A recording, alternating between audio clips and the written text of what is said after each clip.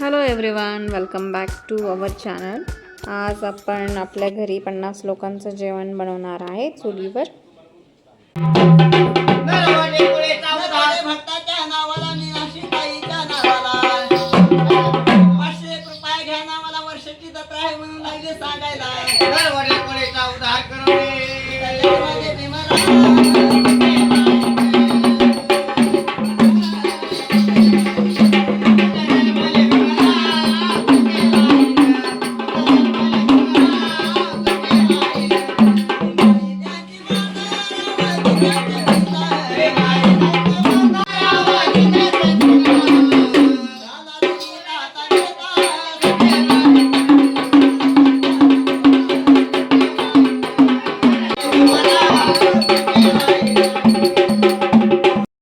दानामध्ये सर्वात श्रेष्ठ असतं अन्नदान. त्यामुळे आपल्या गावाकडे प्रथा आहे, जेव्हा पण आपल्या गावाची यात्रा असते, जत्रा असते, त्यावेळेस आपण नेहमीच जत्रेमध्ये अन्नदान हे देत असतो.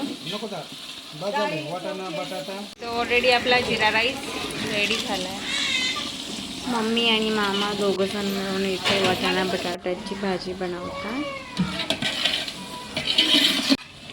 हे गेले वाटाणे झाले, बटाटे झाले, आता काय मटकी. 50 लोकांची भाजी तयार होते.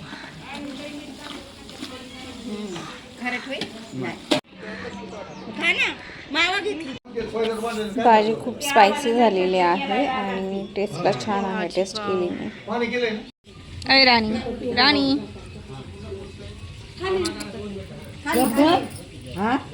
लाड लाड बघा, हा लाड बघा, हा लाड लाड बघा, लाड. शिवरात्रीची मोठी जत्रा आपल्याकडे भरत असते.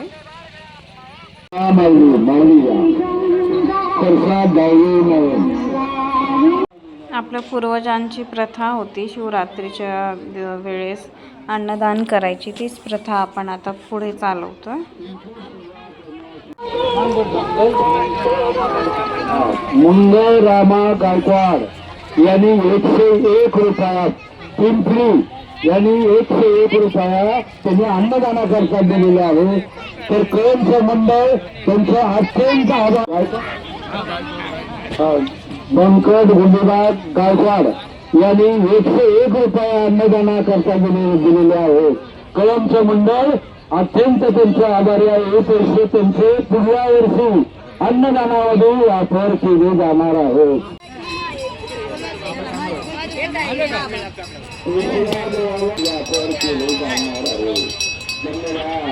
शुभते भारती महामानव बोलती स्वार्थ संज्ञा शरण बुद्धासी शरण धम्मासी शरण संघासी. त्यांची आपण आठवण करून त्यांना सेवा करत असतो. त्याप्रमाणे आमचे दादा गुंडीबा धोंडीबा गायकवाड हे 100च्या वर आयुष्य जगले आणि त्यांनी सगळ्यांचं भलं केलं आहे. आतापर्यंत आपण जे आहोत तो त्यांच्यामुळेच आहोत. त्यांची मुलं, मुलांची मुलं, मुलांची मुलं, खापर पंजाबपर्यंत त्यांनी बघितलं आहे. त्याचप्रमाणे त्यांच्या पत्नी फुलाबाई गायकवाड ह्याही देवभोळी माणसं होती पूर्वीची. त्यांचा शब्द म्हणजे काळ्या दगडावरची पांढरी रेष, अशाप्रमाणे त्यांचं वागणं बोलणं अशी ह्या. म्हणून त्यांची आठवण काढण्यासाठीच त्यांचे फोटो ठेवून आपण त्यांना शरण जाऊन परंपरा आपण पुढे चालू ठेवत आहोत. या ठिकाणी आम्ही मुंबईहून येतो, गावगावचे पाहुणे येतात, लेकरं बाळ येतात, तात्या लांबून येतात, बाचे येतात त्यांचे. त्याचप्रमाणे बरेच लांब लांबची लोक येतात. आज कमी आहेत, दरवर्षी येतात, येतील, अजून मागे पुढे होत असतात. तर ते येतात, त्यांची आठवण काढतात. त्याच्या पाठोपाठ मंगलताई, आमचे काकू, आमचे वडील, हे सगळे पूर्वज आपल्यामधून निघून गेलेले आहेत. देहाने जरी ते आपल्या संगती नसले तरी त्यांच्या विचारांची गाथा, त्यांच्या विचारांनी आपण, त्याच्यामुळेच आपण, त्यांचे विचार आहेत म्हणून तर त्यांना आठवण.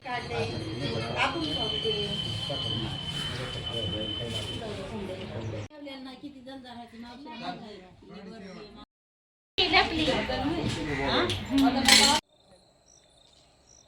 आपल्या शेतामध्ये बघा सर्व हरभरे लागलेले, इकडे थोडेसे सुकून गेलेले आणि इकडे बघा ग्रीन ग्रीन आहेत सगळे. आता आलो आहे आम्ही शेतामध्ये.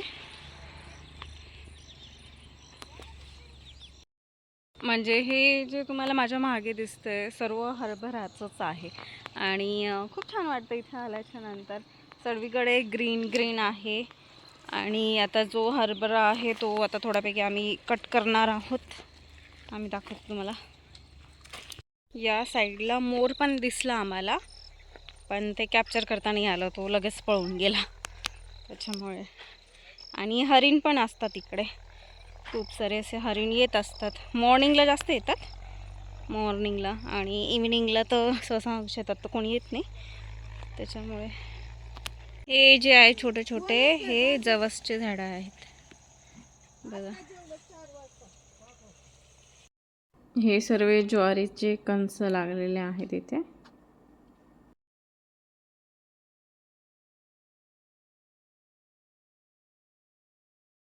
मला एकटीला सोडून हे पुढे निघून गेले ना, आता मला समजत नाही कुठे जायचं आहे. आणि शेतामध्ये कसं असतं नाही का, पटापट आपल्या घरच्यांच्या मागे जायचं, नाही तर मग हरून जातं. आणि एवढे मोठे मोठे झाडं असल्यास तुम्ही बघू शकता, माझ्या हाईटपेक्षा मोठे मोठे आहेत इकडे. रुको मेरे लिए, रुको रुको रुको.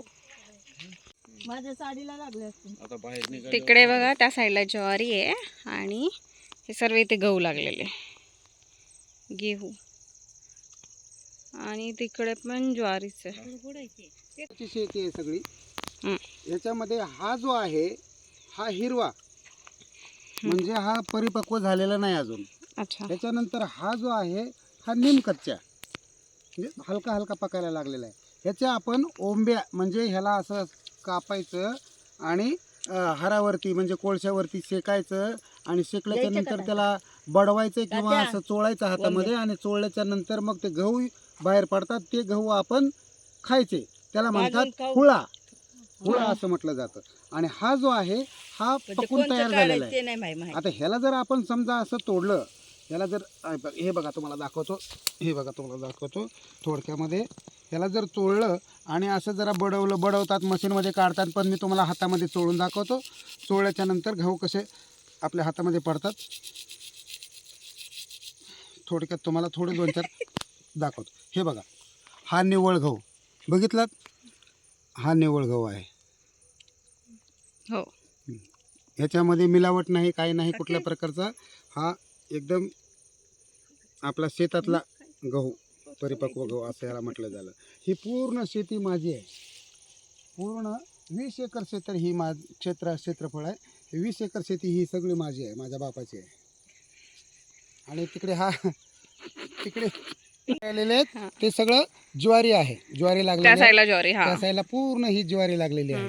आणि ती ज्वारी तात्यांची आहे. बाबांची. कालांतराने त्यांना हे शेत विकायचं, बघू कसं काय होतंय ते.